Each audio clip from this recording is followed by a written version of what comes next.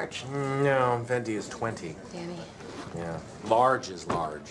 In fact, tall is large, and grande is Spanish for large. Venti's the only one that doesn't mean large. It's also the only one that's Italian. Congratulations, you're stupid in 3 languages.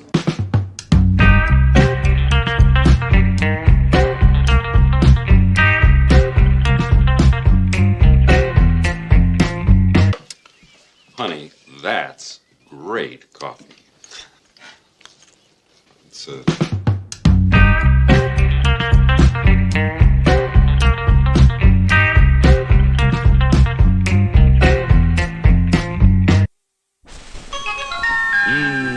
Smell good ground coffee.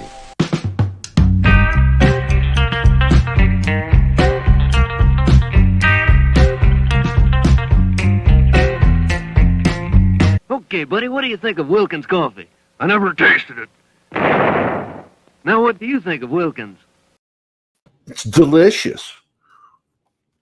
Oh, hey, let's get that logo out. There we go.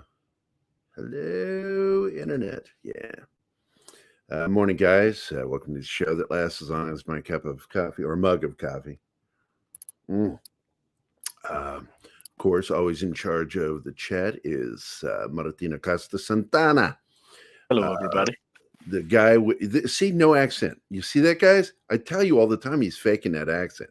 I want to sound sexy. Fuck you, Martin. Okay. No response. Oh, okay. Okay. I'll go now.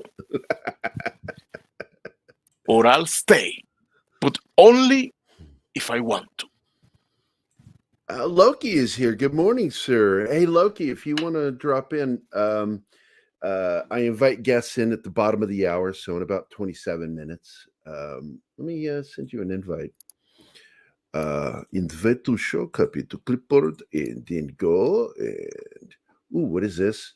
Land of the 80s. Okay, I got to keep that one. That's interesting. Twitter, messages, and look up Loki. Hello, Loki. Hello. Hello. That, of course, is just something from The Honeymooners, what I just did. None of you get it. Unless you're old like me. There you go. Sent you on Loki. Let's see who all is here. Marcos is here. Good morning, Marcos. Yes. My good friend Das Wolfen is here. Dr. Dragon. Penny is here. Good morning, Penny. Sox Bulletin is here. Thank you, buddy, for all the shares this morning. Loki is here, of course. And Darius Munchausen, my favorite Munchausen. Much more appreciate him than Baron or by proxy. And Aaron Ratliff is here. Good morning, Aaron. No, it's not bad hair. This is out of the shower hair. I just I get to a point where the top of my head hurts from wearing ball caps and having the headset pushed down on it, the little button on top. So I try to take the hat off every once in a while. My sister used to tell me, my sister Michelle, you know, I've joked about her many times on the show. She once told me, you shouldn't wear ball caps. It'll make you go bald. It'll destroy your hairline. Been wearing ball caps my whole life. Still have almost the exact same hairline I had in high school. So, yeah. Old wives' tales.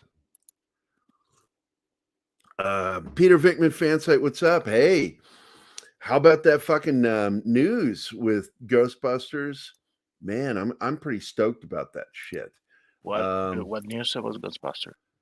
That Sony Animation is working with Ghost Corps and on a new animated Ghostbusters for Netflix. And this will not be headed up by Netflix. Let me find it again here real quick. That's part is a good thing.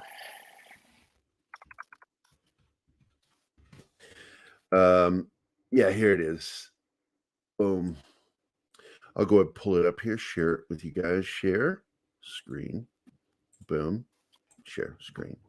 Ghostbusters animated series in the works at Netflix. Now, people misconstrue when you hear Netflix, that means, oh, they're going to be in charge of it. They've shut down their animation department. Yes. This is going to be done through with Jason Reitman and Gil Kinnan. And Gil Kinnan, of course, is the head of Ghost Corps.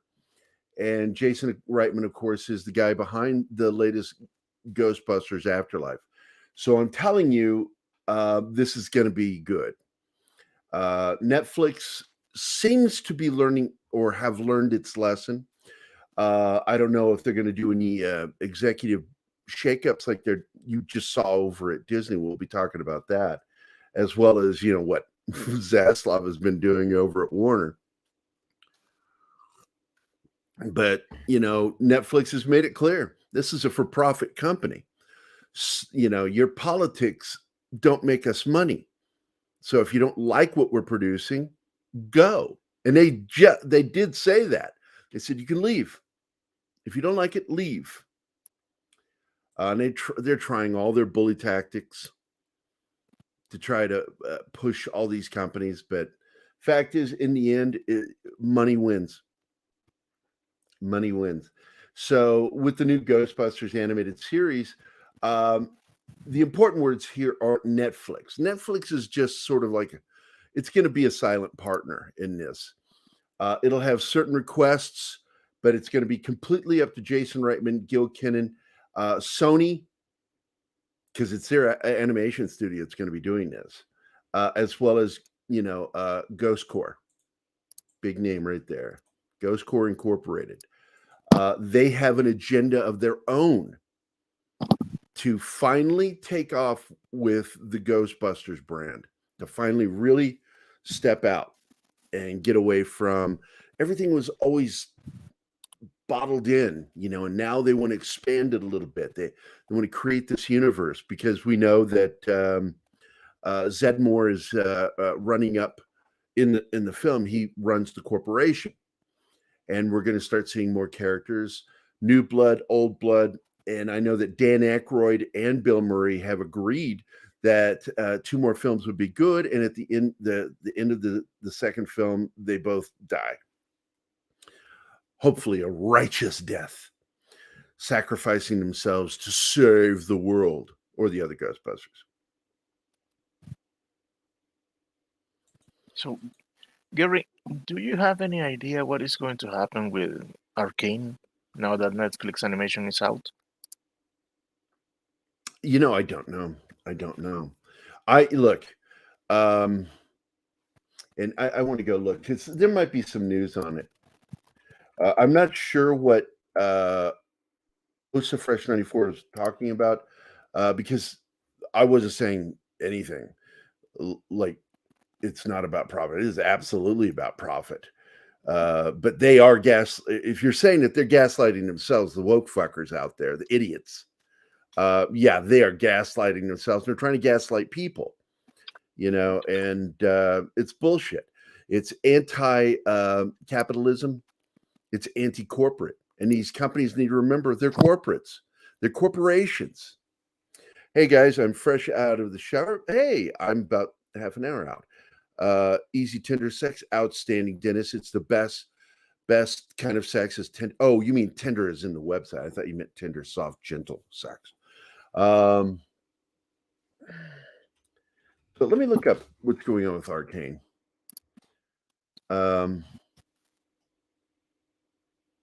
My understanding is because that's not headed up by Netflix's animation. They do their own animation, which is why it took so long to get there. So I don't think they're going to be impacted by Netflix doing what they're doing. Netflix still maintains its being an actual producer of entertainment by being a major investor in these projects. Where they fucked up previously was going and buying finished products and releasing it with their logo, and people, were criticizing, going, "You're not really a studio. You're not a studio until you're actually producing the product." So, which is why they went out after they're already $2.5 billion in debt and went out and spent over another $1 billion buying a studio and producing new stuff, new material. And some of it they can still do, but when it comes to animation, they need to outsource that. That's crazy, trying to do your own Netflix animation when there are other ones already out there capable of doing it. So, but yeah, I don't doubt for a second Arcane's going to continue because it was animated by the same people that do the game. So, yeah, I'm not too worried about that. But I did want to share this morning because I wanted to go back to this because look, man, David Zaslav is a fucking hero right now. He completed his mission, really. Everybody that was in his way that was causing problems at Warner Brothers is pretty much gone. All the heads are gone. And even though now this, what people don't seem to understand is this article right here is Walter Hamada's obituary. And the funniest and most tragic part of this is it's his obituary. And I said this to Mikey Sutton, this is his obituary, and he's not even mentioned in it. Toby Emmerich is, but the guy who's actually dead in this article that was shown to be dead is Walter Hamada, and he's nowhere to be found in this article. And the reason we know that he's dead is because within the article it says that they've broken everything up into 3 buckets. And they've got 2 people already hired to run New Line and Warner Entertainment, Warner Brothers. What they don't have is, and it says it right here, they're currently looking for somebody to head up DC.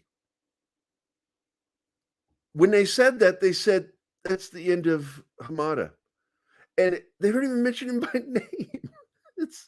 It's sad and it's funny, and I find it funny. And of course, Mikey Sutton released this article this morning, and Walter Hamada no longer oversees DC Films.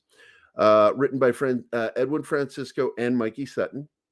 Walter Hamada is no longer overseeing DC Films. On April 15th, I scooped that Warner Brothers Discovery wanted to replace Walter Hamada, which we talked about that. Furthermore, on June 26, 2021, I leaked that new CEO David Zaslav would fire the old regime. Yes, that was when we knew what was coming. I mentioned Warner Brothers Pictures Group Chairman Toby Emmerich, Warner Brothers Chairman and CEO Ann Sarnoff, and DC Films President Walter Hamada would feel Zaslav's axe. He did. And as I always say, I believe in Mikey Sutton. Sure enough, the axe crashed down on Emmerich and Sarnoff. Per deadline, Zaslav has removed Walter Hamada's power. Granted, Zaslav hasn't been fired. He hasn't fired him yet because he's still there. He's got an office, but he doesn't have a job. He's just sitting there collecting a paycheck, but he's gone. It's like he's not going to be part of the new regime. So it's just a matter of time when he just is physically removed. So we've got, like he said, Pam Abdi and Michael DeLuca heading up Warner Brothers side, and she'll be heading up New Line Cinema. So a lot of smart stuff going on here. And a lot of relationships are being very much made concrete. One of those relationships is one that we talked about and we said was going to happen, was The Rock. The Rock has a friend in David Zaslav. He loves him, and he loves Henry Cavill. And so you're going to be seeing a lot of cool shit coming from Warner. Now, I also told you guys yesterday, and I'll reiterate it,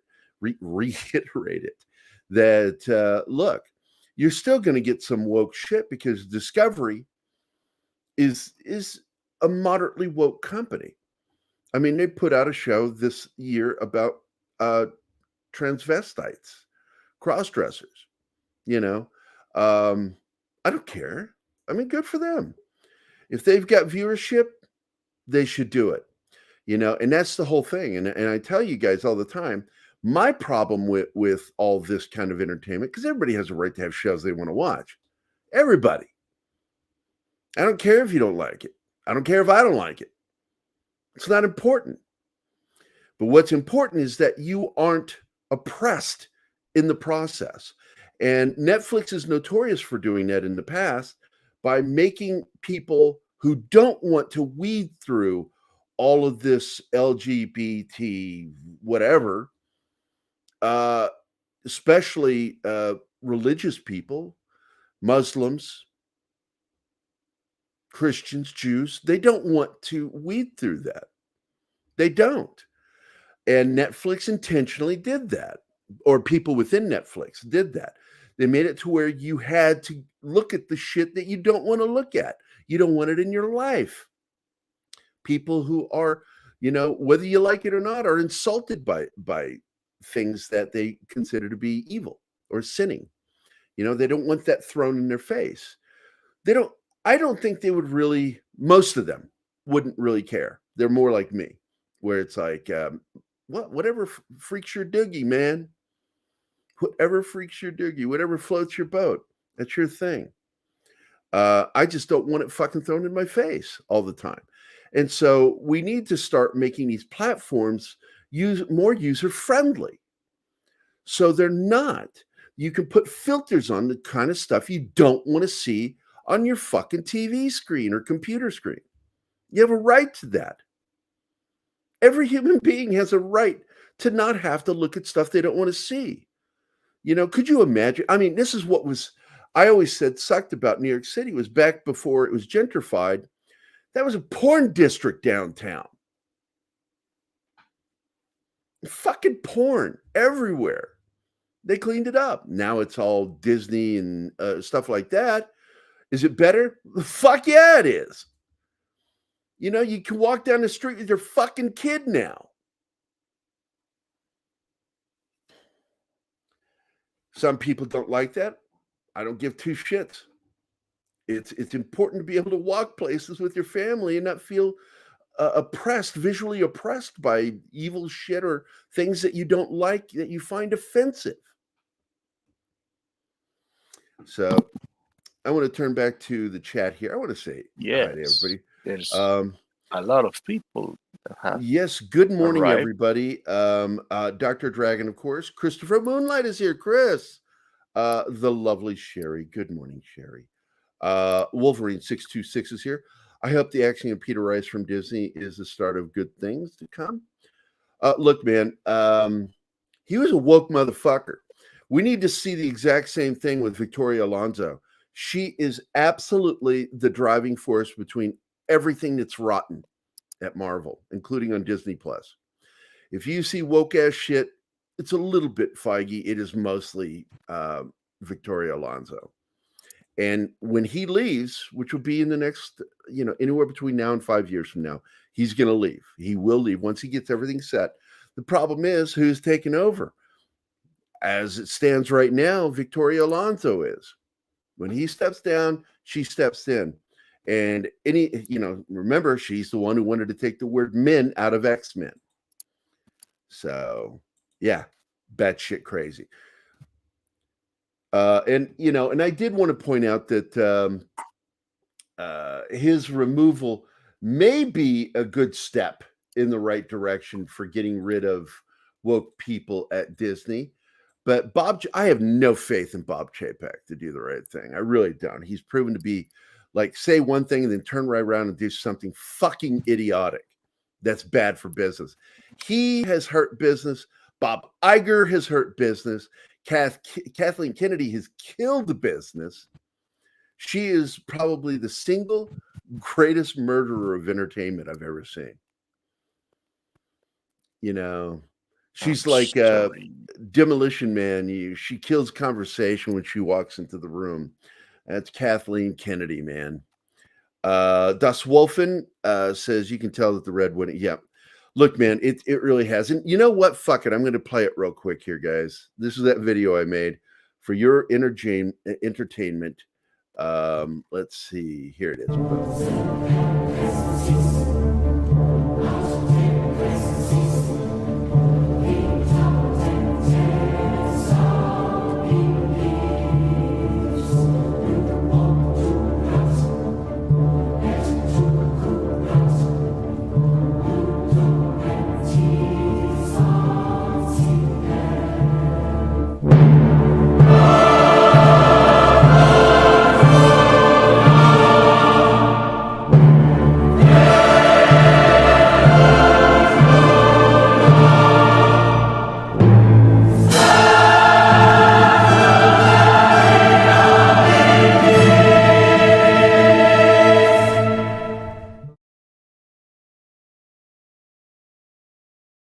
Boom, baby. The payoff. I'm not saying it's the end of the Red Wedding, but the major heads that we needed to roll are rolled.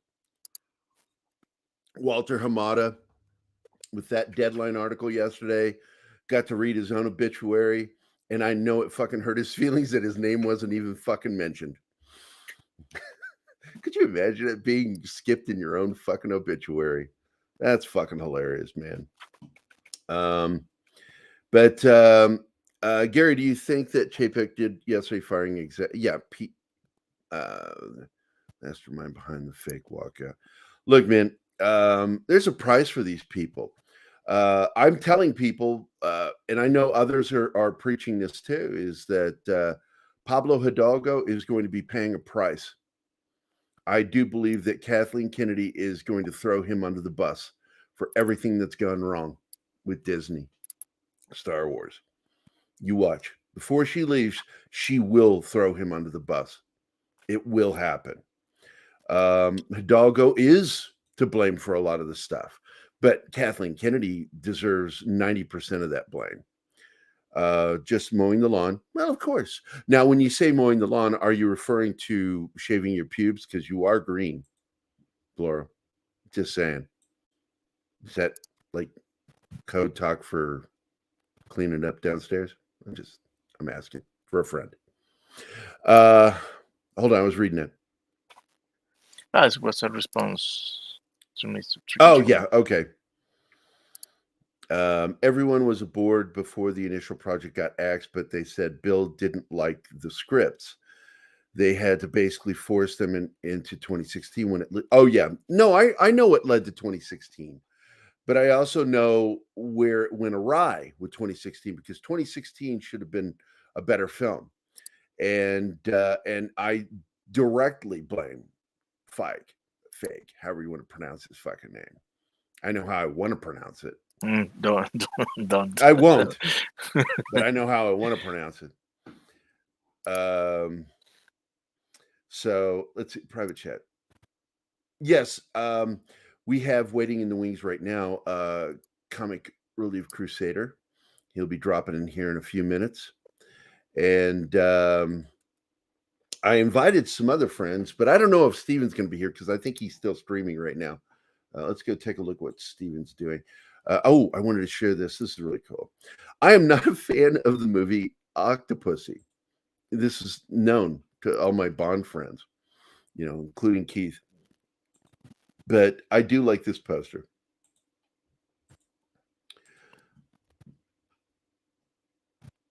I didn't like the name.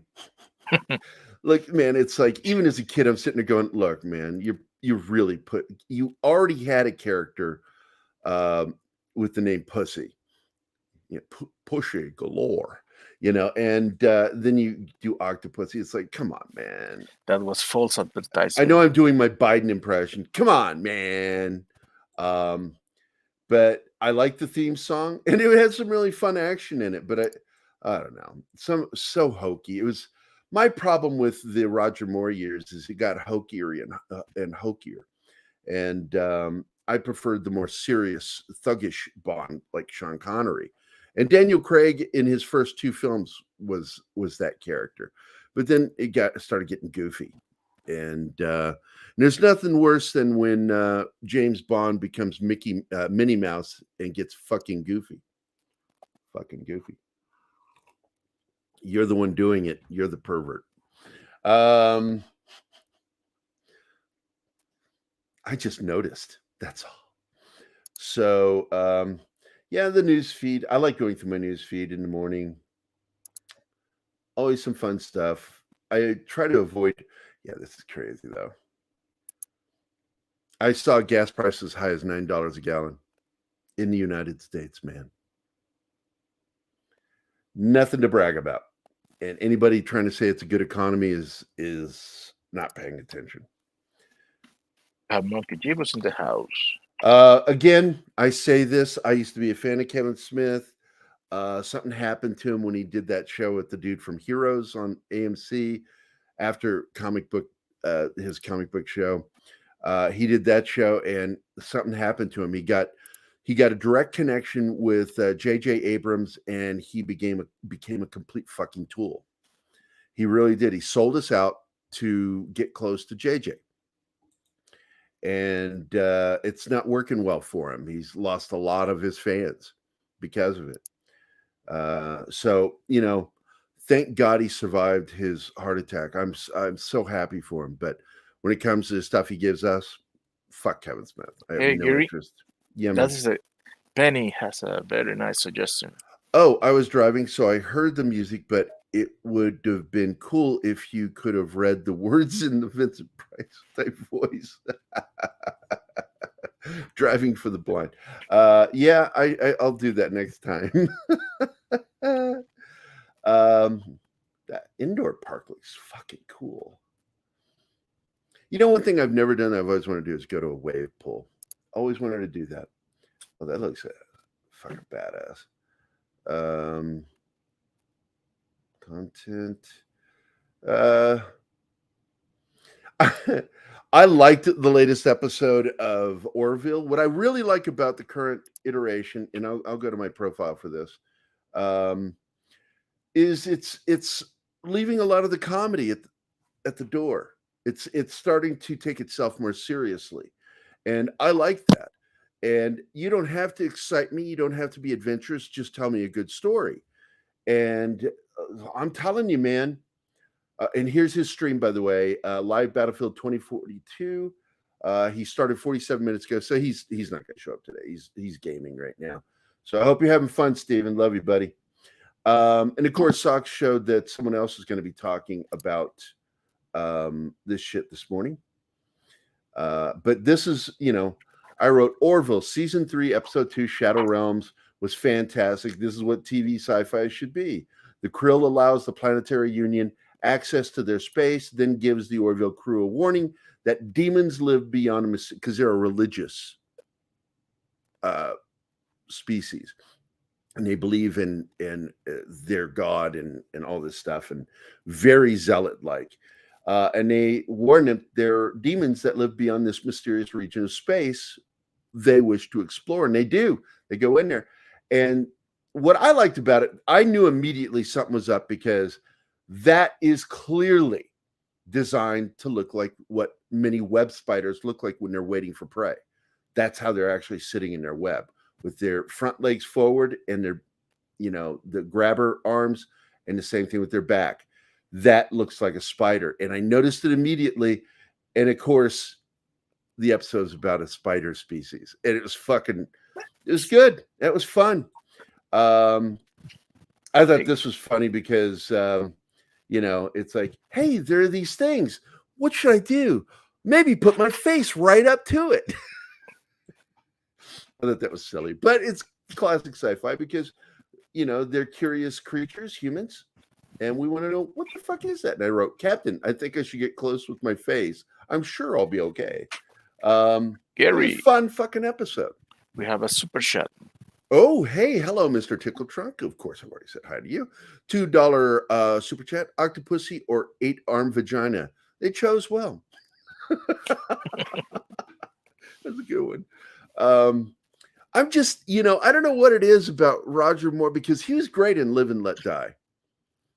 He really was. And I really liked him in The Spy Who Loved Me and For Your Eyes Only. Those were the best Bond films with Moore. Past that, it was all he's a military veteran. A lot of people don't know that. He served in World War II. And he had an aversion to guns. He didn't like them. So he preferred to go for the more quippy, quirky Bond films. And he liked that. But let's get back to the chat. What is this? The new enemies in the Orville are really cool. Oh, fuck. Look, man, I am a fan of fucking practical effects. And there's a lot of really good practical effects. There was some CG in there too, but it was fine. It was only for far shots and medium shots. All the close-up stuff and interacting, that was practical effects, and I love that. Procreation through loogies. Loogie bukkake. Very true. Kevin Smith's creative sharpness went downhill when he started smoking the devil's lettuce on a regular basis. Dennis, I'm not saying that's not true. I don't know if it's true. All I know is that he's a shill. He's a sellout. And I saw it when it was happening, and I was thinking, oh, he won't go that way. And then he did. And that's when I lost interest in him. Kevin Smith sold out when he found out he could get work from Warner shilling instead of busting his ass trying. Yeah. When he was an independent filmmaker, creator, that's when he had my attention. The minute he became a sellout, and we saw it was in the 20 teens is when it started. I got to be honest, I still liked him when he was making, Jay and Silent Bob films all the way up to the revenge film. But after that, it's all sellout films since 2010. He's a sellout. I don't hate him. I just don't like him. But he can go fuck himself. I'm sorry, but if a structure that is made of organic chitinous black armor with blood red light, good idea. Yeah, I know. Nothing looked welcoming about that fucking place. They should have gone in there fully armed with their version of Marines. That looks like a giant fucking spider. I'm going to be cautious going in there. Aaron Ratliff, good morning. Those giant spider critters freaked me. Yeah, I did too, because I have arachnophobia. And even though I've semi-conquered my phobia. In other words, like I've actually had spiders land on me and I don't freak out anymore. I'm not like, and it's because I did immersion therapy. Someone called it something else. I said, look, man, when you hear the words immersion therapy, you understand the meaning. Using technical terms can confuse people. Immersion therapy, you immerse yourself into whatever it is that you're afraid of. And I went in and I started capturing poisonous spiders, and I would keep them on my desk right next to me. And I would interact with them every day. And eventually I hit a point where my panic thing just went away. I mean, it's still there. It just doesn't manifest physically anymore like it used to. When I was in the Army, we were setting up claymores for practice. And I planted the claymore. I had the detonator in my hand, and my partner and I, we ran for the, it's a rebar held up log pile. It's meant to represent just anything that you hide behind. And you dive over it, you drop down, and you yell something, and then you click the detonator 3 times. That's all we had to do. We landed on the opposite side of this log pile, and I was face to face with what looked like a 500-pound black widow, because that's how close it was to my face. And I don't remember doing it, but the guys in my squad, I was their squad leader, man. I was fearless, supposedly fearless. I apparently squealed like a girl. I didn't scream, but I squealed.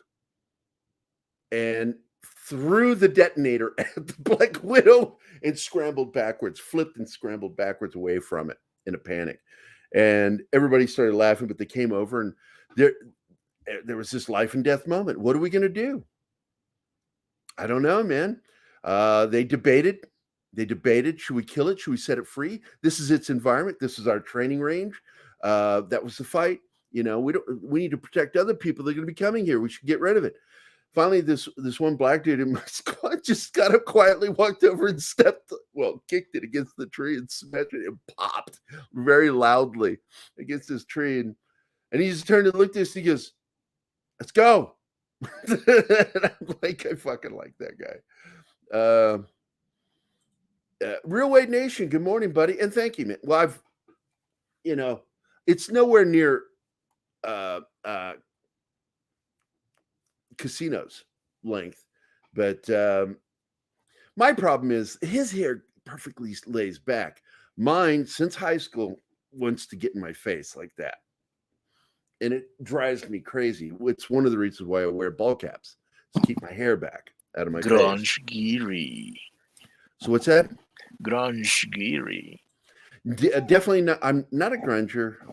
I've been called a hippie when it was long, really long. And I got pissed off. I'm like, I'm conservative, motherfucker. Call me fucking hippie. I bathe.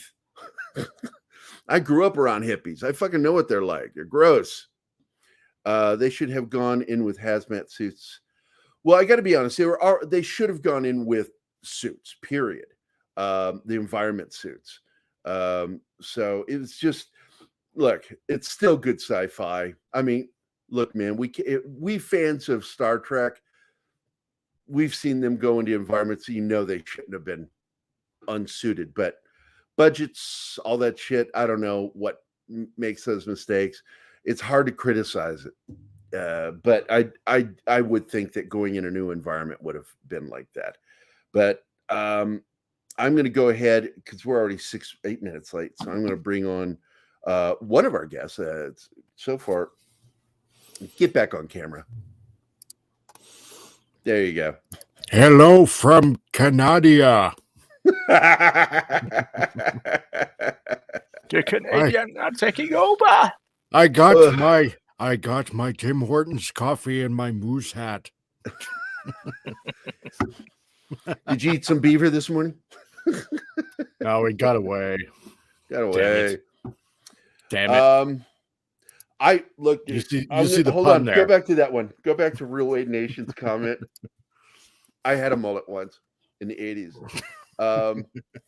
I just told this girl, I was at the hair salon. I said, "Hey, just knock yourself out. Do something." And she did. And she gave me a fucking mullet. And I'm like, look, we didn't hate him at that point. I was just, that's an interesting look. Okay.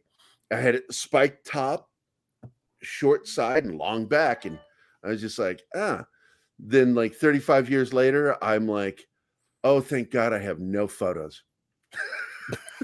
from that short period of time when I had a mullet. I was in cadet, so it was always a crew cut with me.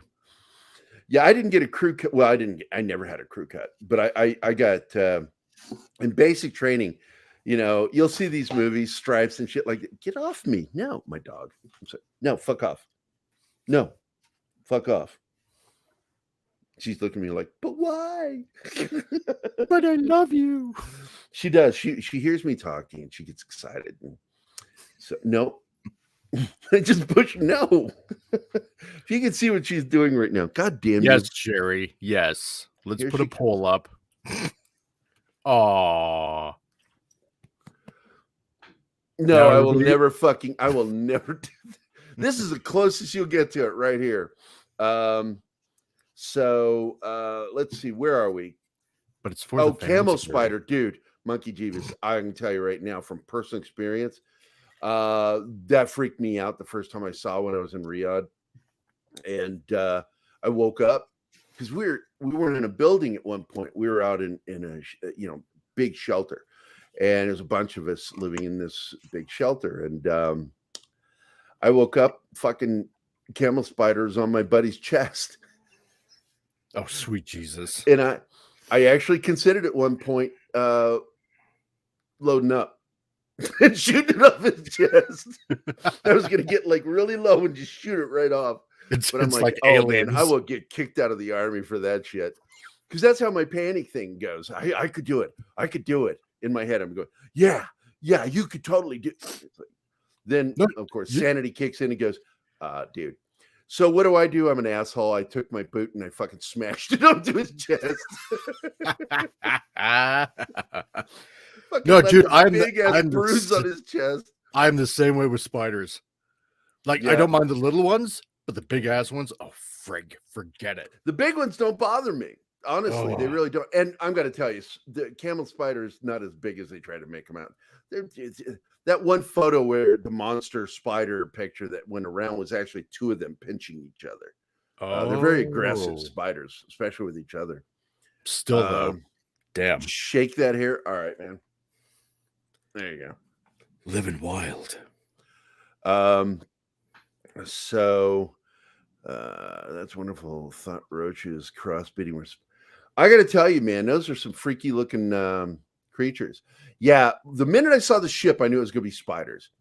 And then It was a cinch. It was absolutely cinched when you saw the first two eyes appear on that dude's fucking forehead, and I'm like, "Yep, they're going spiders. Yep, I knew it. I was right."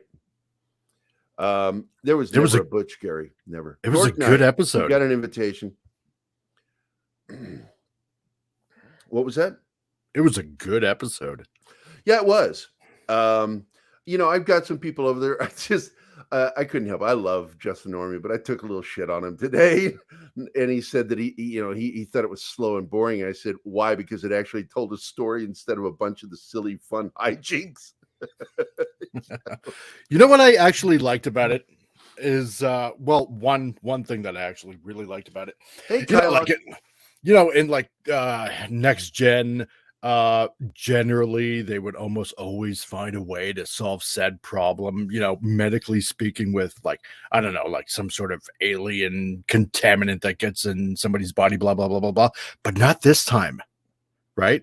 Dude was like too far gone. He was already like switched over. So were the other members of the crew. There wasn't no miracle cure or anything like that. It adds a bit more weight to the entire episode, I think. Yeah, well, there's a gravitas to it, despite the fact they should have gone over in environment suits and they should have been more prepared for something to happen. Oh, God. Yeah. I see Dork Knight is here. Hold on. Boop. That's what I was thinking. It's like, why aren't you adding containment suits? Like when you go in, you don't know what's in this thing. Where are the phasers just in case something attacks? Back with Star Trek, when it started, it was budget. It was a budget issue. We get it.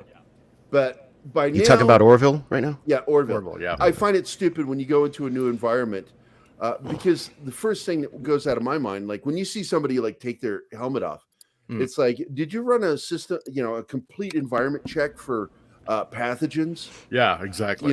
Microscopic organisms that might be floating around in the air that could contaminate you, infect you, kill you. Yep. Did you do that? Makes me think about... It's a Class M planet with an oxygen-rich atmosphere.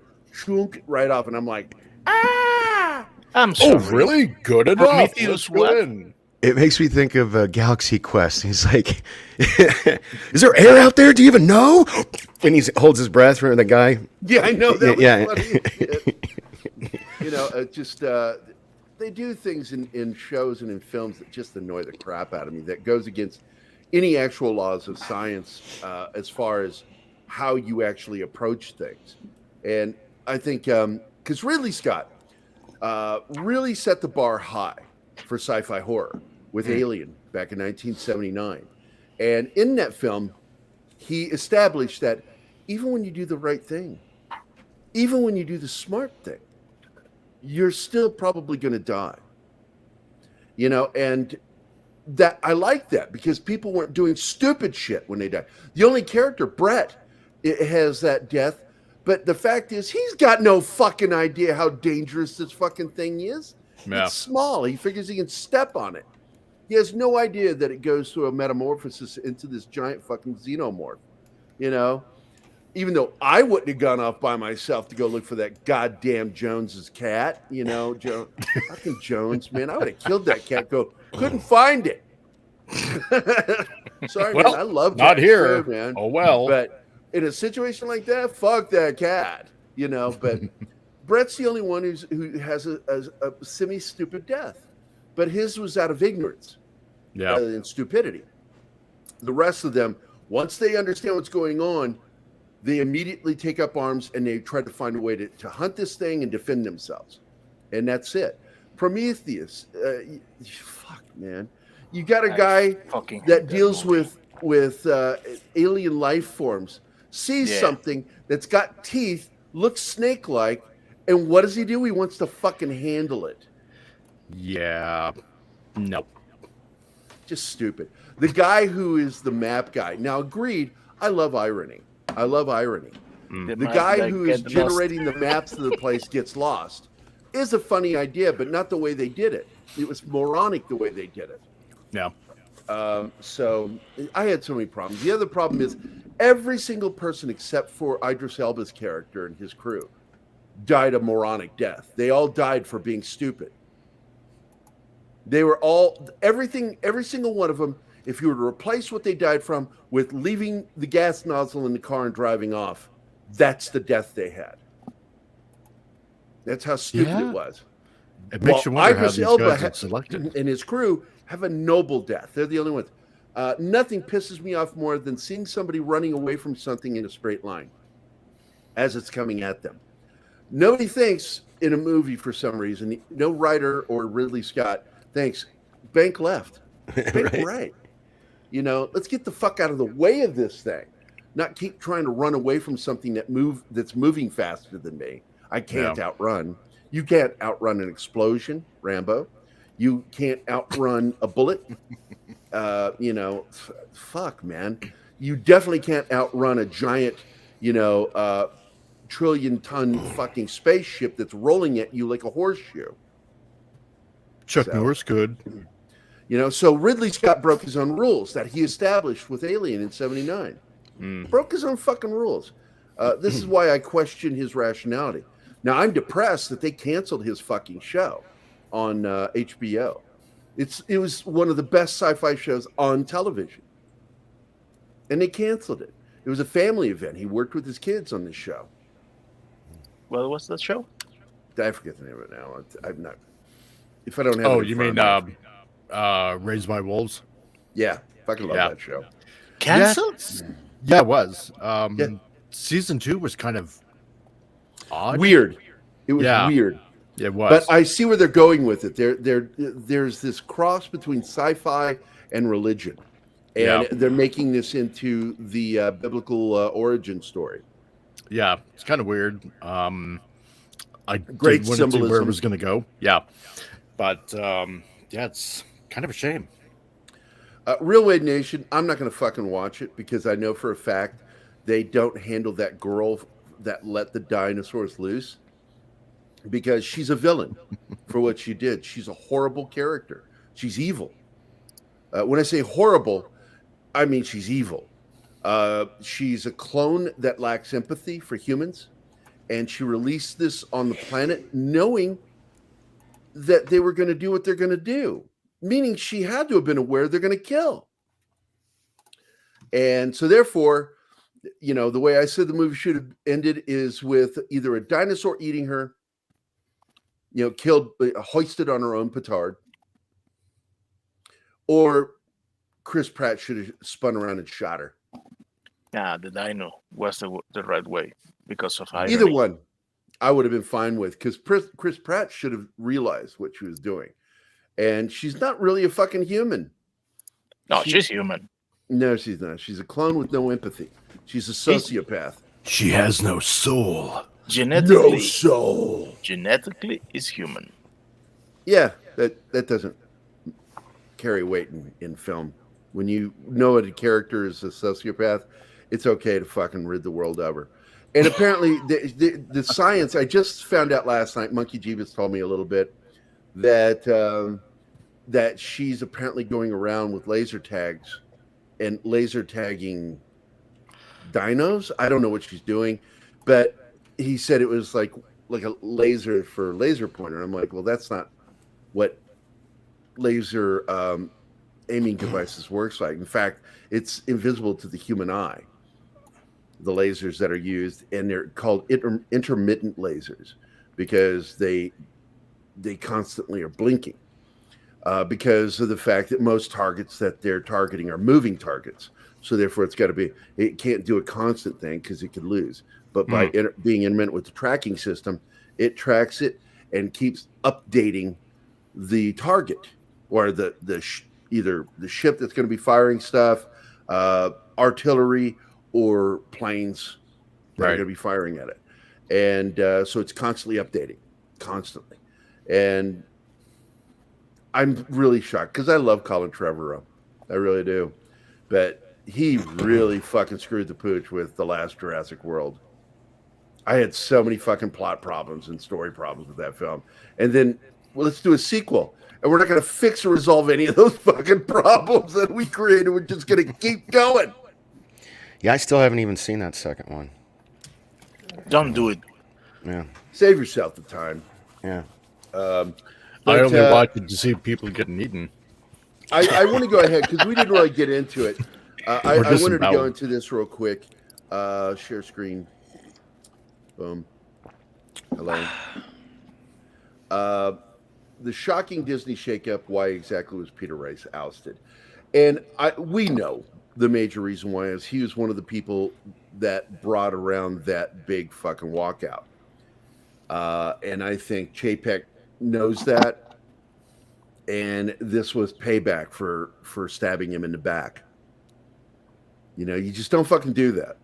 And but you know, was this done to help right the ship? No, I don't think so at all. I think Chapek is still a fucking idiot. I've never believed in him. Fact is you know, Keith got me to believe in him for like 4 hours one day, and immediately he did something, and I went, nope, I'm not falling for that shit. Chapek's a fucking, he might be a corporate shill, he might be, but he doesn't get it. And when he lied at the investor meeting and said, you know, gave his support to Kathleen Kennedy, I'm like, no, he's a problem. He is not a David Zaslav. Zaslav wouldn't be putting up with any of this shit. Zaslav needs to be lent out to Disney. Somebody said that Paramount's too far gone. I don't know. I never give up hope. You know, there's people. This sounds awful. People die. People get fired. Lies. You know, the iced and slush coffees are good. Yeah, I can't drink cold coffee. I cannot. It's got to be warm. No, Monkey. Monkey Jeebus said it. I don't think he's going to do it. I don't think he's got the balls. I really don't. He does not have the corporate balls to fucking do it. Victoria Alonso is why everything has gone fucked up over at Marvel.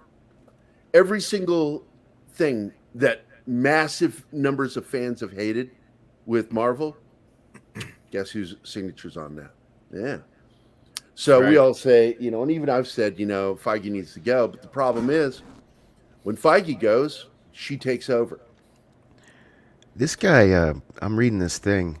This Bob Chapek dude is a gangster. Did you read the actual quote when he fired this dude, Peter Rice?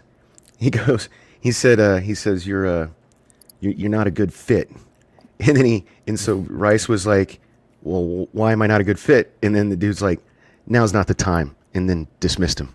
He's like, you're fired. Get the fuck out of here. Yeah, because he didn't want to get into it. Yeah. What it is Rice stabbed him in the back with that walkout. Yeah. You know, and he was the ringleader on that.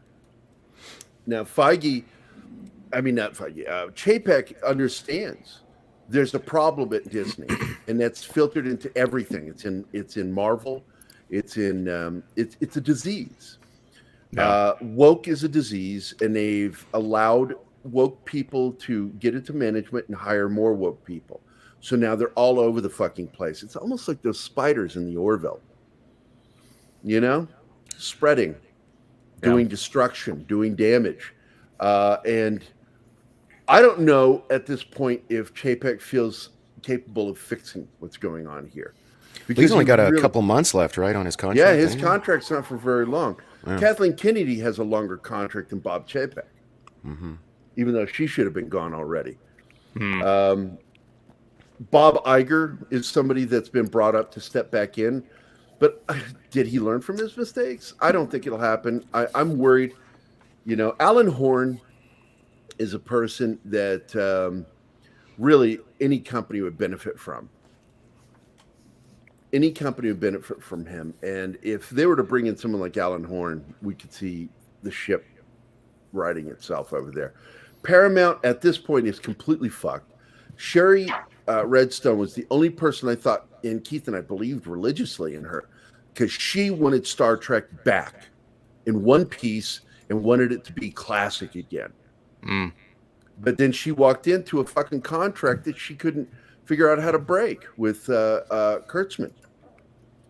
It was Les Moonves' last fuck you, was to give him an ironclad contract that would completely break the bank if they were to get rid of him. So it's fucked over there. Paramount is woke as fuck. They are so fucking woke. It's ridiculous.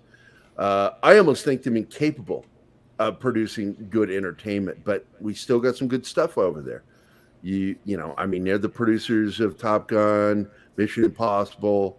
They're the ones producing Taylor Sheridan stuff. So we know that there's some capability over there, but the fact is, God, they put out a lot of fucking woke shit. It's just crap. Well, I think part of the problem is, or maybe a major problem is that most of these studios now are only concentrating on the big, how should I put it? It's like the big drug hit, right? They're only interested for the moment in making, I suppose you could say, that disposable hit.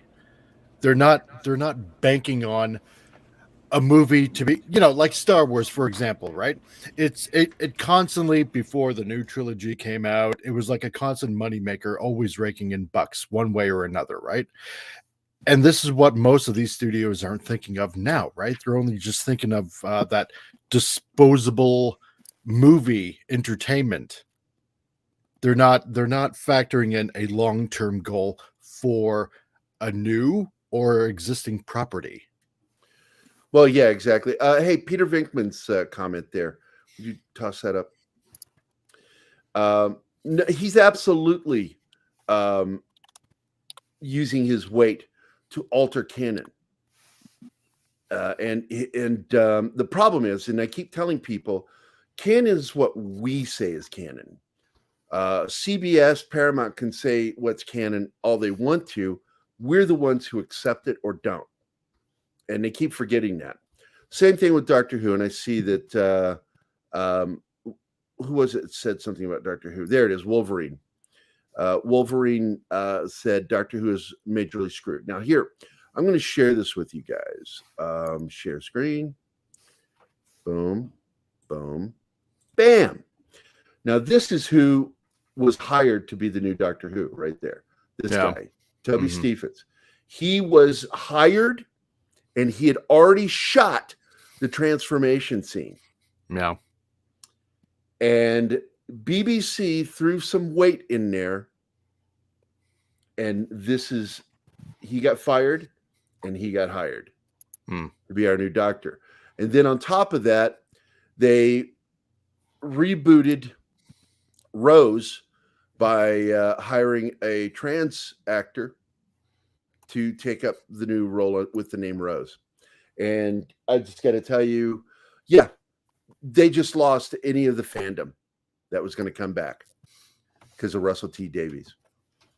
And Russell T Davies is the one who chose Toby Stephens. Now, I'm not saying that it's not creepy, the photos of him and the new dude that got hired, because it really is kind of creepy the way he's touching him. But the fact is, it was Davies who hired Toby Stephens. He's the one who picked him. Yeah. He's the one who shot those scenes. And now it's all been reneged on. And they're rebooting Doctor Who to be absolutely fucking woke. Because look, I don't care if the actor that's hired is gay. Toby Stephens might be gay. I don't know. I don't care. What I want is the character to be played the way he's always been, which is eccentric, odd, fun, and non-sexual. Doctor Who is not a sexual character. He's not supposed to be interested in that. He's driven by something else. So clearly they're going to go in another direction again. Because I always thought that was a mistake with David Tennant, having him fall in love with Rose. I always thought that was a huge mistake. Didn't do it with Mary Jane, so why would Rose be so different? Mary Jane was heroic as hell. She got her own show finally. Sadly, died while making it. So we didn't, because everybody knows that blondes have more fun. She's not even a real blonde. But anyway, blasphemy. No, but this is who should have been our doctor right here. This guy is a great fucking actor. I loved him on Lost in Space, man. He was pretty good on Lost in Space. He was him and Will are the only real empathetic characters. Penny, you know, I don't think they know how to write females sometimes. You know, they have to show them constantly be. Oh, there we go. Here's the recasting I was talking about. This is the new Rose. Yeah, completely different Rose, right? It's clearly a different Rose, but just they same name. Chose the name Rose for a reason. Oh yeah. There's always a quote. It is absolutely reason. about shitting on fans. The BBC wants to let you know they hate you. And we were told that Sony was going to be stepping up on this one, and no. Done. Not going to watch it. Fuck them. I will not watch their fucking Doctor Who. And once again, this has nothing to do with the actor being gay. It has to do with the representation of the Doctor. The Doctor is a representation too. It's the representation of intellectual pursuits and joy in doing it. It's about adventure. It has never been about the sexual orientation of the character. Richard Iode is my fantasy Doctor Who, my fantasy of them retconning the timeless children out. Look, we all fucking want that. But what do I always say, man? Wish in one hand, shit in the other. See which one fills up first. Just not going to get it. Mary Jane, don't you mean Sarah Jane? Yeah, Sarah Jane. I'm sorry. Yeah, when I was a kid, that song, Me and Sarah Jane, came out by Genesis, and I was so disappointed when they said it wasn't about her. Yeah, I'm fucking love Sarah Jane. I had a crush on her when I was a kid. Because Doctor Number 4 was my doctor. It's not gone. They're not going to get rid of it. While the BBC is still run by fucking idiots, they can't retcon it. They had a way of just working around it, is what they were going to do. Davies is going to do that. And Chibnall even said he knew they were going to do that. But now that the BBC has found a way to throw its weight around again, everything's getting all fucked up. So there you go. There you go. So welcome to fucking real life. And fucking woke assholes ruining everything, Brian. So I always like Leela. That savage outfit. Ooh. So is there Obi-Wan? I needed to kind of talk about that because let me go ahead and pull this up real quick. Share video. Open that shit up, go into my video folder, and there we go. So there's no audio on this, but this is a scene from Obi-Wan, this latest episode, which I've already shit all over the writing on this. I shit all over it, and then Script Doctor went in and did the same thing. He did the same thing with Superman and Lois because they had a huge fucking problem in this latest episode with them. But this is the scene with Obi-Wan when he turns off the lights in the room and starts taking out stormtroopers in the dark to rescue Leia. And of course, there you go. That's pretty much it. End of the action. And immediately everyone was like, wait a minute, I've seen this before. Force Unleashed. And boom, here it goes. Dynamite. And personally, I think this looks better in the way they did it. Oh, big time. Because that part right there, when he did that, when he disappears into the shadows, fuck, man, I want to go back to it again. Not there. But right there, he goes, and the blast goes, and he's not there. Yeah. Blast hits because he's like moving. That was fucking cool. Mm-hmm. So there you go. And the lightsabers don't bounce off the armor. No, I was just, this whole fucking new. They don't know what they're fucking doing. They really don't. I feel bad for Deborah Chow because she's a better director than this. She really is. She's a very good director.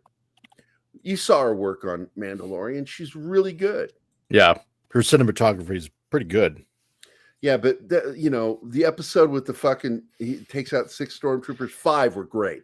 The Yeah. 6th one was dumb, and then not being able to figure out how to get around that fucking gate. I'm just like, are you fucking kidding me? We're looking at it. We can see it right here. It's right here in your field of vision on camera that you just walk around it. Oh my God. Or just climb over. If you couldn't go around it, you could walk over, or just go up the fucking hill and walk around.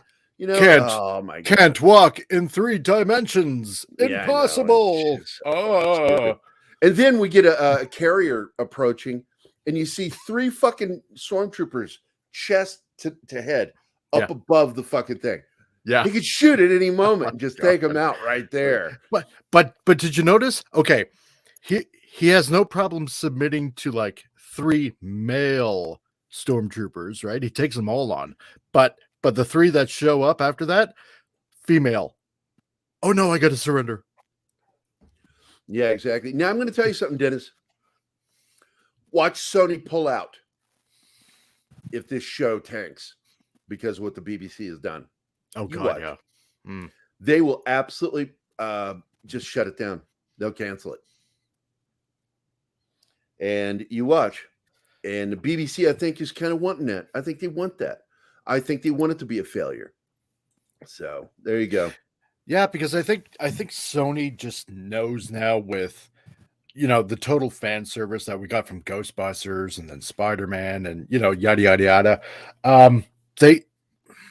I want to believe that somebody there is waking up and saying, hey, this is a no-brainer. This is actually working. Give the fans what they want. Adoy. And I think you're right. They're going to pull out and they're just going to say, we're done with this. Well, Sony is you guys go on your own sinking ship. Yeah. Well, I mean, every company, is pretty much a profit company. Some of them don't act like that. No. That's true. Double and triple and quadruple down on bad ideas. Yeah. CBS Paramount, absolutely hemorrhaging money. Yeah. They don't I mean, care. I should have said should be. Yeah. Yeah. I mean, that's why you're in business. But they just might pull out and say, you know what, just stay on your own sinking ship. We're out of here. Oh, the idea that there's no night vision in a stormtrooper helmet is moronic. I agree with you, Bumble. Absolutely. Because I'm sitting there going, they're stormtroopers. I'm sure they have the ability to see in the dark with those helmets. No, it'll be fine. I've heard that before. Yeah. The scripts that get turned in today would get you an F in writing school. It absolutely would. No. I remember when I turned in one of my stories, and I knew that I had a problem in it, and I just tried to wash over it. And my writing teacher was like, "Yeah, but couldn't they have just?" And I went, God damn it, he's solid. And I knew if I'd had like a few days, I probably would have been able to fix it, but I had to finish it the night before. And I often wait to the last minute to write stuff to do my schoolwork. I've always been that way. I like the rush, the excitement of having to get something done. I do. I really enjoy that. But fuck, man. But no, Sony is a for-profit company, and they act like one. They really do. There's woke shit at Sony. There's woke shit everywhere. Discovery's, business partnership with Warner Brothers doesn't mean woke stuff's not going to happen, because they've got woke stuff on their network, Discovery. Yeah, it always leaks But through. the fact is they're not stupid about it. They're not. I talked about this earlier on the show. And by the way, Martin, I like Capaldi. I did. I felt that the writing wasn't very good for him, that they made promises with their mouths that their ass couldn't. I'm talking about, what's his name? Stephen Moffat. Made promises with his mouth that his ass couldn't keep, bringing back the Cybermen. Oh, this is going to be the scariest Cybermen. It was so fucking flimsy. It was weak. It was not very good. We brought Neil Gaiman back. Look, man, Neil Gaiman is not Neil Gaiman. This is the thing I get with people. It's like when writers begin to believe in their own press, they lose the ability to really write. And Neil Gaiman's one of those guys. Agreed. He's like a 25% guy. He's 25% the writer he was when he was really writing. Right now it's just his name carrying him through. Really, yeah, it's exactly what's happening. Yeah, it depends on the type of Imperial trooper. Some Imperial. Look, there's got to be tech in those helmets. There has to be, otherwise, why darken the eyes? So anyway, Capaldi was failed by exactly. He was failed by Stephen Moffat. Moffat fucked it up. Really from the get-go. His first episode was so fucking dumb. The dinosaur in London. They couldn't figure out the size of this fucking dinosaur. It's changing size constantly. I said, what is this, the 70s? Back when they didn't know how to do scale, with characters, when they were trying to show miniatures. Sometimes it'd be as tall as a building. Sometimes they'd be as tall as a skyscraper. Talking about Japan with some of their stuff, too. They were as guilty of it. Neil Gaiman is overrated. And I'm not saying he didn't put out some really great stuff. I love a lot of his work. But the fact is people it's like when people bring up, what's his name, Watchmen, as this great writer. And I'm like, no, he's a great borrower. He knows how to take things that other people have done and rework it. It's what he does. I can't think of his fucking name. I can't stand him. I think he's an asshole. Moore. Alan Moore. Fuck that guy. He's a prolifically great writer. I know great writers personally. Personally know some great writers. New York Times best-selling authors that are friends of mine. They're great fucking writers. Alan Moore is a guy who lucked into a good job, knows how to write some prose. He actually does understand structure and story and irony. He's got a good grasp of it, but he's never really created anything original that wasn't already created. He just knows how to rework it to work in a new idea that he's got. And he's a good idea guy. I think he's a great idea guy. But, giving him the accolades that they give him is so not worthy. The artists that worked with him deserved it more than he did. They're the ones who took the stuff and made it look fucking awesome. Yeah, he's fucking crazy. Have you ever listened to that motherfucker talk? Yeah. The way he talked to, I just forgot his name. Famous Judge Dredd artist that worked with him. Did Batman, Beasley? No. Or No, Jesus Christ. I know who you're talking about. Great fucking artist.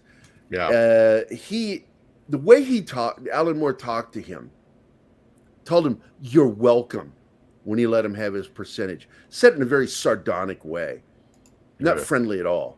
God, he's such a cunt. I fucking hate that guy, Alan Moore. What a cunt. He doesn't respect artists at all. Have you ever read one of his scripts? No, not really. It's like a fucking Bible when you read it. I've heard that. Dictates every panel. One single page of comic book page. Yeah. One single page should be one page. No, not with Alan Moore. I've seen him up as much as 5 pages for a single page of comic. Oh, God. Because he's telling the artist everything they have to do. He micromanages. He's a micromanager. Artists know what they're fucking doing. Especially artists that have worked with him. But that's the kind of cunt he is. Hi, Penny.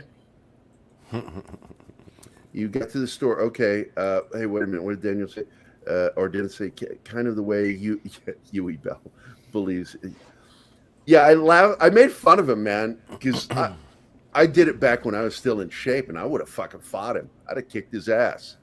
On IMDb, back when IMDb allowed you to make comments on there, and I said, Huey, I'm a critic of your work. I'll fight you. And I said, just know, I boxed too. Did martial arts my whole life. So I'm not going to be some fucking nerd pussy you're going to knock the shit out of. Because I got word for you. And this is the actual word. Just because you can beat a nerd's ass doesn't mean they weren't right. You do suck. And in this corner, weighing 150 pounds, Huey Bell. And opposing him is Gerry. 220 pounds. 220 pounds. Heavyweight. When I first started boxing, I was welterweight. That's what I was, welterweight, when I Nice. first started. I was 145 pounds. Oh, you And definitely keep that in. my manager, Bill Osterman, he was world welterweight champion at one time in late 50s, I think all the way to 1960. He was my manager and or coach too. And he watched me and he's like, I don't know, Gary, because he got panicky because I was beefing up. I got muscular and I got taller in a period of just 2 years. I skyrocketed. And all of a sudden I was a fucking light heavyweight. And then just a few weeks later, I was a heavyweight. And he was scared to have me fight heavyweights. So I went in and I fought this one heavyweight that he scared the shit out of me. It was the most scared I've ever been in a fight. And he came up into the ring and I looked at him and I'm like, that guy doesn't have a neck. It's shoulders and this glob of giant muscle and a fucking head in the middle of it. They go, they give his name, U.S. Marine Corps Corporal, blah, blah, blah. And I'm like, oh, he's going to fuck me up. I'm just sitting here like, oh, fucking shit. As soon as you hear the word Marine, it's like, oh, crap, I'm dead. I'm just like, oh, my God. And I got fucking panicky. And so I got this idea in my head. I'm going to do it. I don't know if you guys know what a bolo punch is. Yes. I was going to throw a bolo punch. I was going to walk towards him after the bell rings, walk towards him, and I was going to drop left. And when I dropped, I was going to come up overhand with a bolo punch and catch this guy off guard. And I did. I completely caught him off guard. I nailed him right in the triangle, dude. Fucking nailed him right in the face. Oof. And he went like this and started coming at me. And I went, oh, I didn't phase him. And then it really hit me. I broke my wrist. Oh, shit. I hit this guy so hard, technically it was a dislocation. But I dislocated my wrist. And I was like, oh, my God, that didn't even phase him. He just snorted it off, my punch. And I'm like, and that's how I am inside. On the outside, I look calm and cool. But on the inside, I'm like, fuck. And so I did something I'd never done before. I danced my ass off in that ring. And if you know what dancing in boxing means, I did a lot of rope-a-dope, just going around him, dodging his punches, faking with my right, hooking him like crazy. I hit him with hooks, jabs, and I won the fight. 3 rounds. I won the fight, all by decision, because I got the points. I was so terrified of him that he barely laid a hand on me the whole fight. Not bad. Well, I was that scared of him. Well, yeah. So, but let's go back to the chat here. What do we got going on here? Alan Moore worked best with one artist himself. Yeah, and I'm going to get this kid. Is it? Oh, my God. Killing Joke.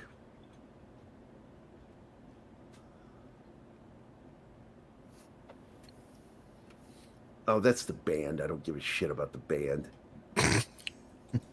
Jesus.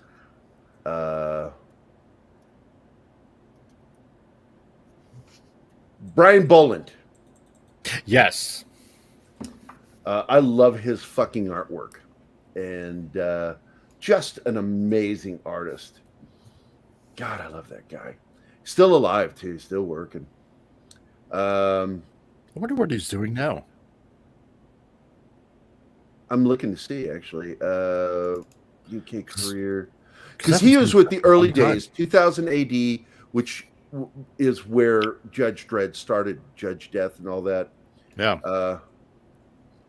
DC Comics. He did some great work at DC, man. But I'm looking to see where he's at now. Come on. Man, it's a long page. I like this. Yeah, they're not talking about anything he's doing now. Why did you currently? There's usually a currently section. Personal life, Ballin married his girlfriend, illustrated sometime collaborator Rachel Burkett in 81. It doesn't say what he's really doing right now. This is a terrible Wikipedia page. That is terrible. Where are they now? On time. So, but anyway, yeah, I consider Alan Moore a hack, really. He's just a hack. A very lucky, talented hack. I want to read this in first start. Second, pretty collaborative. That's interesting. He's like George Lucas. George Lucas is brilliant when it comes to ideas, man. He really is. He is an idea guy, but when it comes to storytelling, he's not a very good writer. He's terrible with dialogue. Absolutely terrible. Yeah. Yep, I agree. Frank Grillo to star a new spy thriller film based on a series of novels starring the character of Masood Rana per Deadline. Anybody else know about this? No. I'm going to look it up real quick. Frank Grillo. I think I heard of the name somewhere. Hit news. Yep, there it is. Deadline. Here we go. I'll share.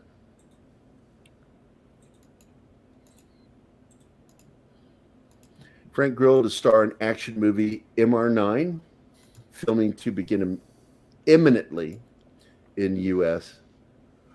This is a word I've hardly ever seen used in journalism. And it has really been used a lot this year for projects and things happening within film and entertainment. Imminent is an interesting word, and I don't know if many people know what it really means. And it means literally it's happening. Now, yeah. Yeah. It's not happening immediately. It is happening imminently. That means that it is in the progress of. So I love that word. It's really interesting. It's like journalism learned a new word and they're using it in everything. Oh, man, I like that word. Use it again.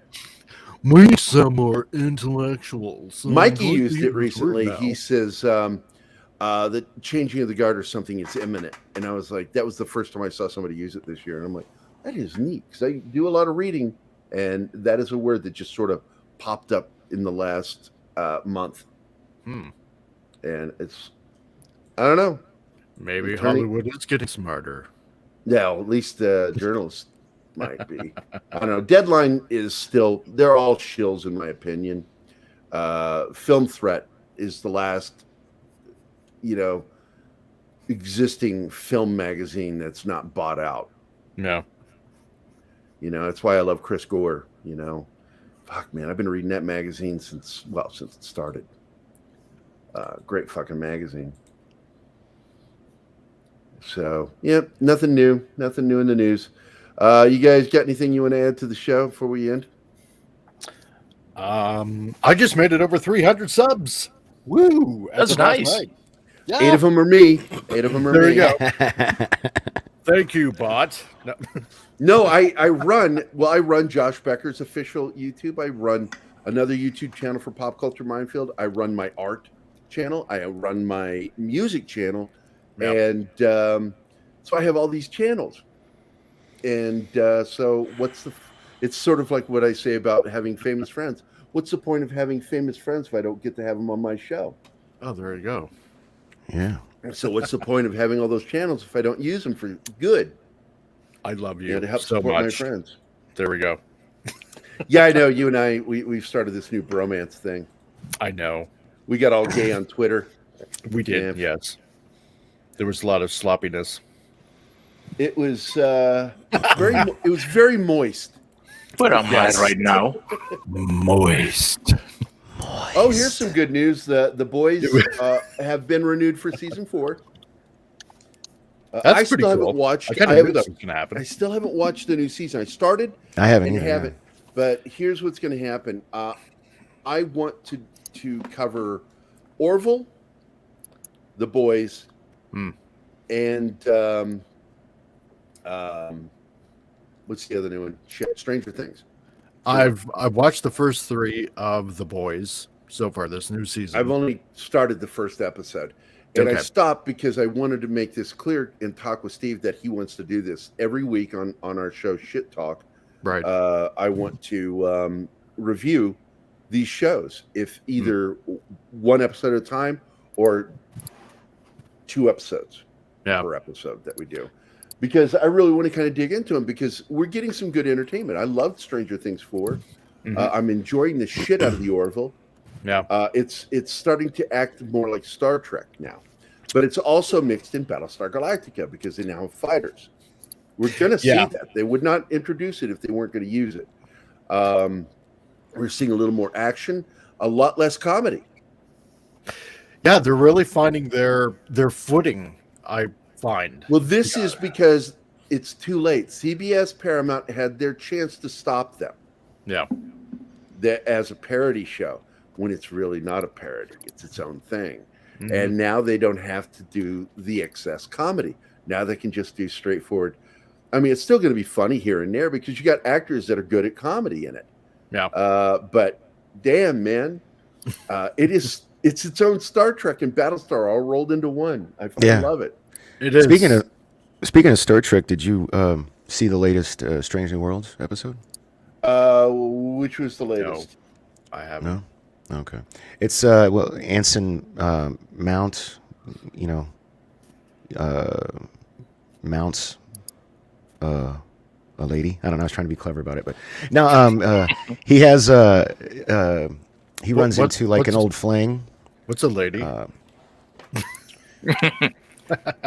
What's it called? Lift Us Where Suffering Cannot Reach is the name of the episode. Yeah, I haven't watched it. I will be watching it today, so maybe we can watch it on TGIF or talk about it. Well, we can't. No, today we're doing the Dune episode. This is Nerd Cookies is our guest today on TGIF. We're going to be. It's an all Dune episode. I even invited Andre, even though I don't expect him to be able to make it because that guy is fucking busy all the time. But he is another expert on Dune that I would love to get his input on the show. And I said, even if it's just for a few minutes, feel free to drop by. But yes, Nerd Pike Cookies, does go full court. We've got what's that? I was just reading that comment from Das Wolfen. He said Pike goes full Kirk in this episode. He pretty much does, yeah. I'm enjoying the show, but here's the thing again that I say is I am judging the show off of Kurtzman Trek. And so therefore it's good. If I compare it to classic Trek, it's not good. So I always tell people it's sort of like I don't base my reviews on a comedy off of how you do a review on drama. I encapsulate it into its own area in order to give a fair idea of how good it is compared to what we've been getting. And it's good. I enjoyed it. That last episode, the previous one, where I enjoyed the whole fucking switching of minds. I mean, that's not how we understood Katra's working, but at least they touched on it in a way that because Spock did transfer his essence into McCoy.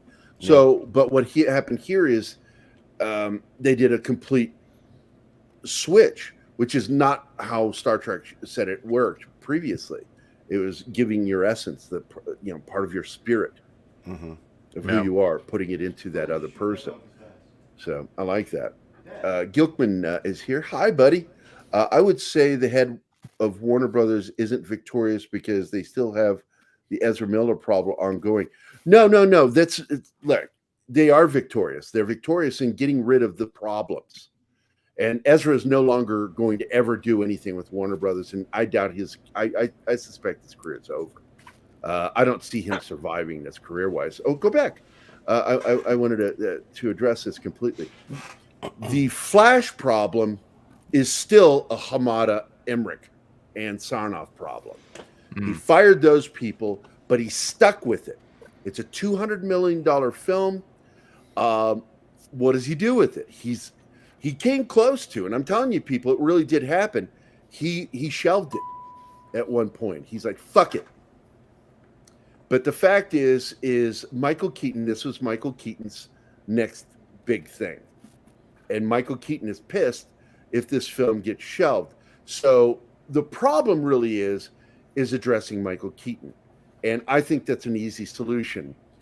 Shelve that fucking movie and give Michael Keaton a deal to work in Batman again. And I agreed with what I think you said it yesterday, Martin. Or maybe it was Keith that said it. Batman Beyond. Keith. Yeah. That was Keith. Yeah, Batman Beyond, or even an older Batman. I don't care. Leading up into what would be Frank Miller's Batman, and Frank Miller's Batman is not Batman, but it's the Batman that everybody seems to be drawn to, and it's not really Batman. It was his take on Batman if this were to happen. And don't get me wrong, I love The Dark Knight, but I also recognize that that's not Batman from the Detective Comics. This is Frank Miller's creation, and it's fucking awesome, but it's its own thing. Mr. Tickletrunk, Strange New World is a 5-10 show normally. In comparison with current entertainment, it gains 2 to 3 points. I'd actually go as far as with some of it to give it between a 7 and an 8 on some of it, because I am really enjoying Pike. And I enjoy the way this Kid Peck is playing Spock now. He's not playing him like he did on Mikey Burnham show, or in the mini tracks, because I fucking hated what they did with him in mini tracks. Stupid, insulting. So I'm telling you, around the 25-minute mark in this latest episode, you get to see a lot of Pike. Yeah, I've got it queued up to play. Here you go. I'll show you. I'm really got it queued up. Sure. Because to tell you the truth, I have watched it since the Gordon episode. It is absolutely queued up, and I'm going to, boom, there it's nailed, and got a bit stream because it's better quality. But I'm going to pause it because I don't want to interrupt the show. And I also have a new season of For All Mankind. Boom. First episode. This is Ronald D. Moore's new show, sci-fi show. I love where it's going. They're going to fucking Mars, and we're looking at potential war. I haven't heard of this. I haven't either. Yeah, it's got. It's on Apple TV. Joel Kinnaman. I like him. Yeah, it's a great fucking show. It's this woke. It's this woke.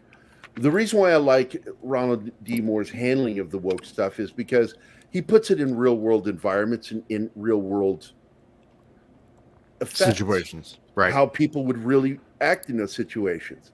It's like I told my dad one time when he was like really angry. He's like, "Are you putting gay people and everything?" I said, "I've got a lot of gay friends. There are gay people everywhere. What are you talking about?" "Well, it's just an agenda thing." And I'm like going, at that point, I didn't agree with him. I'm like, gay people enrich my life. Maybe not your life, but they enrich my life. They're great people. They're my friends, family. I love them. And I got to be honest, man, nobody throws a party like a gay man. Dad always hated when I would say that, but it's true. I've been to a lot of parties, and the best parties I ever went to were thrown by my gay friends. They fucking know how to party. And that goes to Chance and John, my previous roommates, man. They can fucking throw a party. The themes of their parties, one thing that's fucking awesome. There's always a theme. Oh, yeah. Batman Beyond does need to happen, I agree. So let's get through this thing. I'm going to be watching some TV today in between doing shows. 2 o'clock today.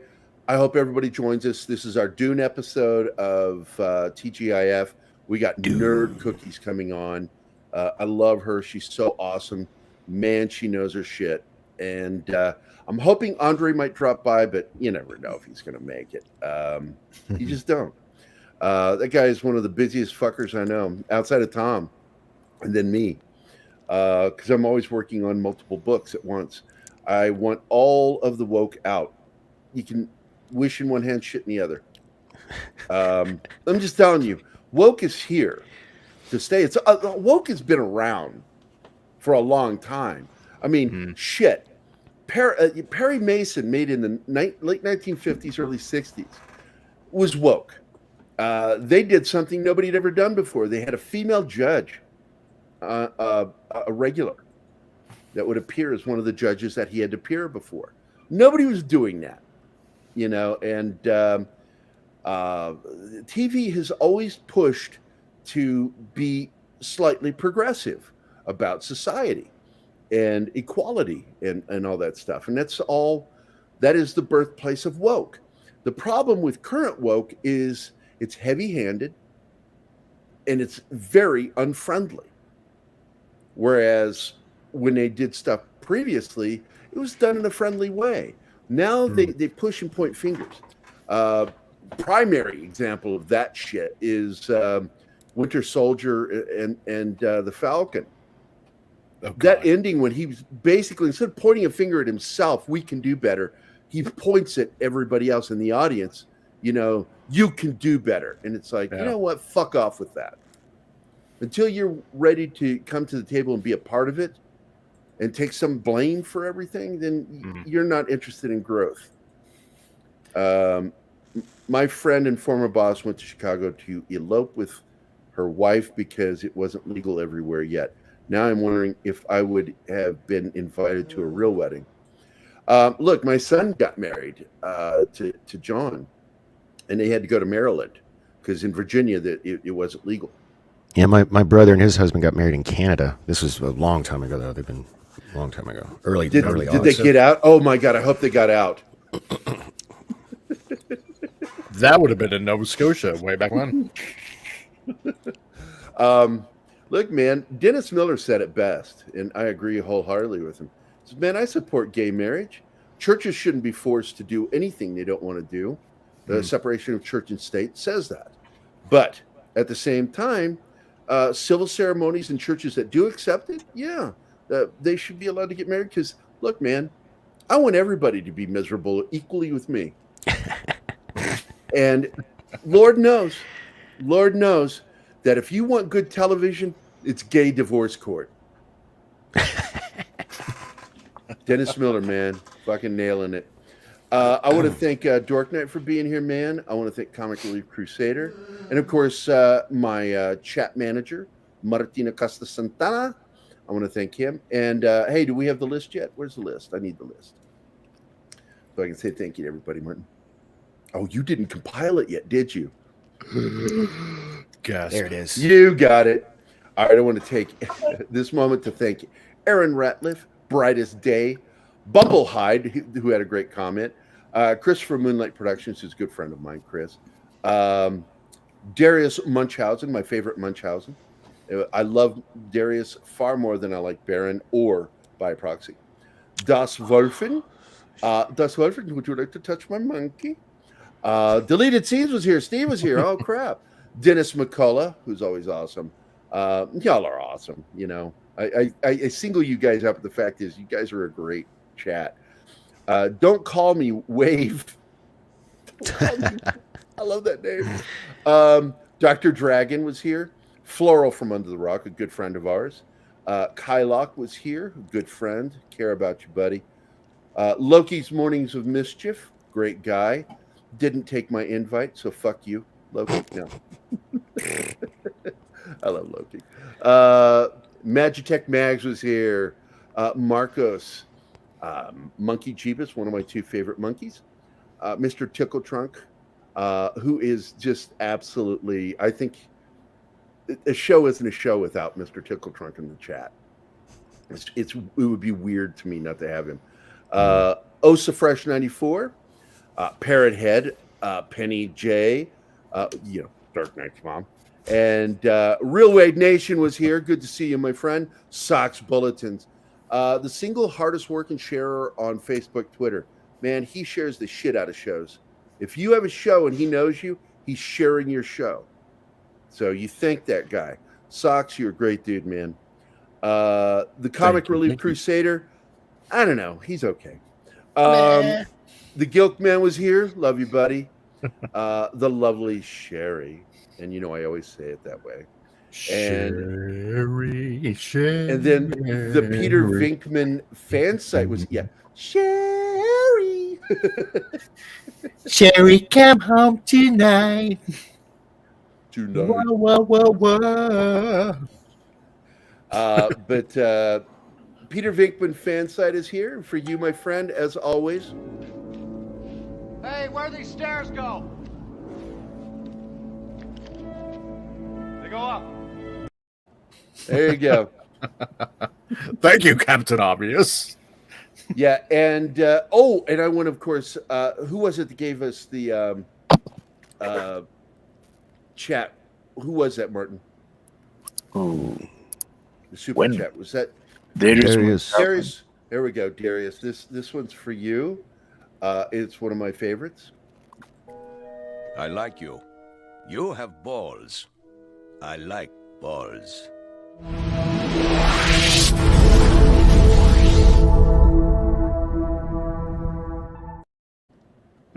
And of course, I think Mr. Tickletron did one too, a super chat where he made that statement. And so you're my norm. Yeah, you are my norm. Here you go. This one is for you, Mr. Tickletron. You're squinting like you need glasses. Well, what do you... Look at me. What?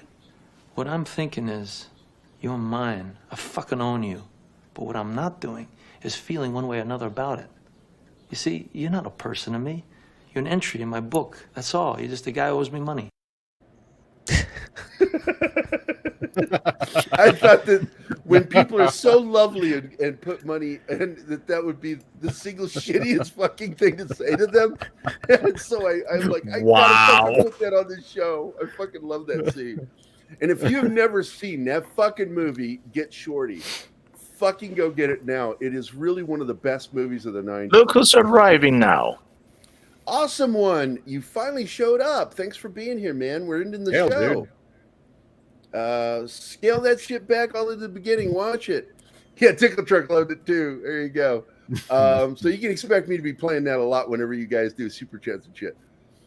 Be Cool is pretty good. I would put that up there at about a 7. But I like it just because The Rock plays a gay dude in it. Oh my god, that was one of the best parts of the film. Yeah. But the continuation of the previous film needed to be more, and I wanted to feel like it was, and it had there was some dissonance, there was a disconnect, and so it dropped in score. But fuck, man, him as Chili Palmer, you just don't get any better than that. You just don't. But I want to thank everybody for being here, and thanks for dropping in last minute there, awesome one. It's good to see you. What was that? Wait a minute, what was that? I don't think so. I just don't think it was as good as the first film. I just don't think it was. But that was funny with The Rock. I really did. I don't know if anybody is a David Lynch fan. Oh, I did. What? Okay. Yeah, I'm a David Lynch fan. It was bad when we lost his other buddy that he made a lot of films with. I just forgot his name when he died. Chronic alcoholism killed him, sadly. Damn. The Get Shorty show, I'm just sort of like in the middle because I did watch it all the way to the end. I liked the characters, but it wasn't Get Shorty. That was not Chili Palmer. But it was an interesting show when you tried to pretend in your head that it wasn't the characters from the book or the movies. So, but anyway, I want to thank everybody for being here. I want to remind you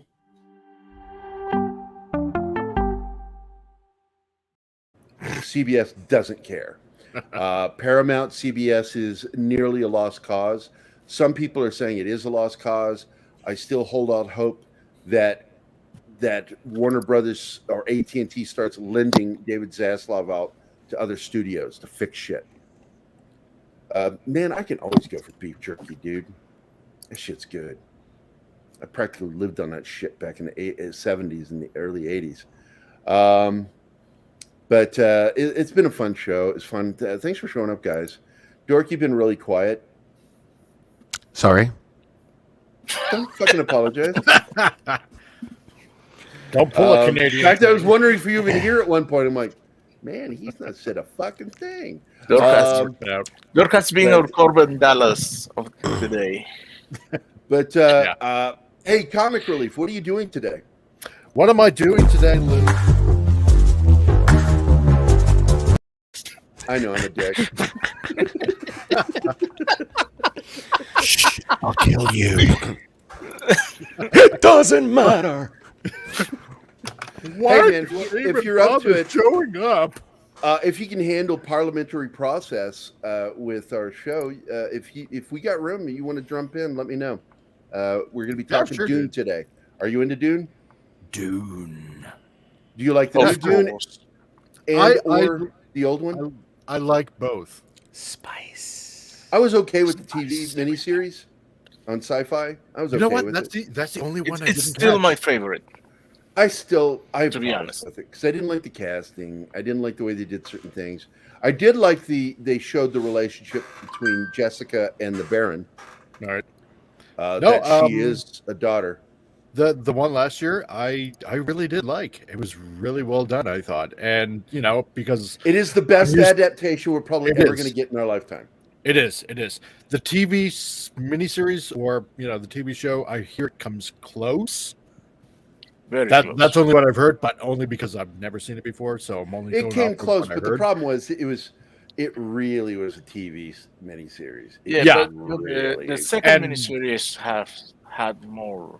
There was nothing cinematic about it. It was very TV. And that was another problem with it. Yeah. But that's our show today at 2:00 Central Standard Time. Hope to see everybody there. I'm really excited about having Nerd Cookies on the show. She's such a sweetheart. And I love her videos, man. If you've never watched her videos, especially about Dune, you're missing the best of the interwebs. But you can love it for me, Mr. Tickle Trunk. You can love it for me. But this is Gary from Pop Culture Minefield. See you at 2:00. We're the fuck out of here. Get off our lawns.